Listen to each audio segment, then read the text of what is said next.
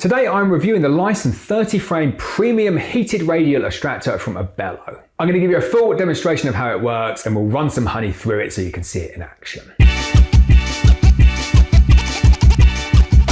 We start with a fully capped frame of honey, and obviously the first thing we need to do is take that wax cappings off, which we do with a really sharp knife. Once the wax cappings have been removed, the cells are open and primed for extraction. The Lyson 30 frame premium extractor has a radial design, which means the frames are positioned like spokes on a wheel.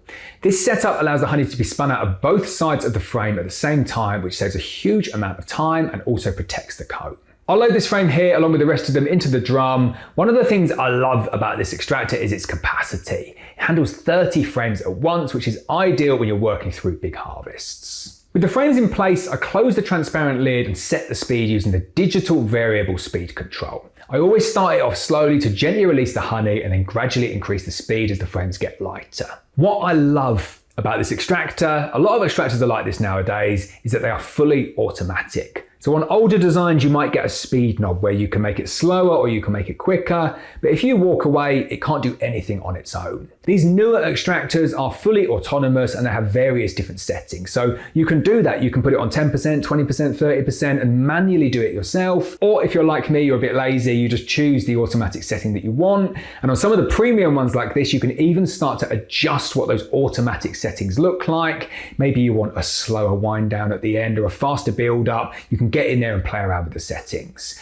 I never bother doing that. The presets on these are very good and there's quite a lot of presets on there as well. So the preset that I use, I literally press the button once, it starts off one way going slowly, then it goes the other way going slowly, and then it goes back the other way a little bit quicker and just keeps on going through all these different cycles, and at the end it just goes beep, beep, beep, beep, beep, and it's done. Everything is automatic and that really does help me in the extraction room. When it comes to ramping the speed up though, I always like to keep it as low as possible, but this extractor here has a water jacketed base that keeps the extractor incredibly stable even when spinning at full speed. Plus, if I need to, I can gently warm the base to encourage the honey to flow without ever overheating or damaging its natural enzymes. I have to say with this one here, I don't even put the heater on. I want that water jacketing down there to bring the overall center of gravity down and to stop it going out of balance. As the extractor spins, centrifugal force pulls the honey out of the comb and down the walls of the drum.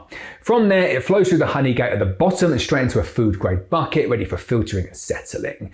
I take it straight over to my premium settling tank that has a sieve in place, put it all there through the filter and leave it for at least 48 hours to settle. All of the little bits of particles of wax float up to the top. But let's jump back to the extractor. After just a few minutes of extraction, the frame comes out completely empty with perfectly preserved comb, ready to go straight back into the hive or into storage. That's the beauty of radial extraction. It saves the bees energy because they don't have to rebuild everything from scratch. The frames are nearly perfectly preserved every single time. For me, the Lyson 30 frame heated radial extractor is an absolute game changer. It's powerful, stable and efficient with the build quality to handle big harvests season after season. If you're serious about producing honey at scale and you want a reliable, well-engineered extractor, I can't recommend this one highly enough. There's a link in the description if you'd like to check it out further. And if you want to see more videos about uncapping techniques, honey processing tips and storage, I'll stick my best ones up here.